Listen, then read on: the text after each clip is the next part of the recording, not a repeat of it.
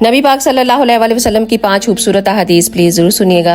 हमारे नबी ने इरशाद फरमाया कि अगर शाम का खाना तुम्हारे सामने रखा हुआ हो और उधर नमाज के लिए तकबीर भी होने लगे तो पहले खाना खा लेना।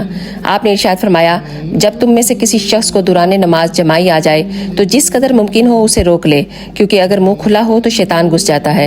आपने फरमाया, जिस किसी की नमाज असर रह गई तो गोया उसके अहलो याल और उसका माल तबाह बर्बाद हो गया। हमारे नबी ने इरशाद फरमाया, जुम्मे के दिन एक घड़ी ऐसी होती है कि उस दिन और उस घड़ी अल्लाह ताला से जिस चीज़ का भी सवाल किया जाए अल्लाह ताला उससे ज़रूर नवाजते हैं, और ये घड़ी असर के बाद की होती है। और हमारे नबी ने इरशाद फरमाया कि जन्नत तुम्हारे जूते के तस्मे के भी ज़्यादा करीब है और दोज़ख भी उतनी ही करीब है। अल्लाह अकबर। आपने इरशाद फरमाया, जिस किसी ने मेरी हदीस को सुना और वैसे ही आगे पहुंचा दिया तो क़यामत वाले दिन मेरी शफात का हकदार होगा। सुभान अल्लाह। तो एक दफ़ा सदका जारिया के नीयत से शेयर ज़रूर कीजिएगा। जज़ाकल्लाह खैर।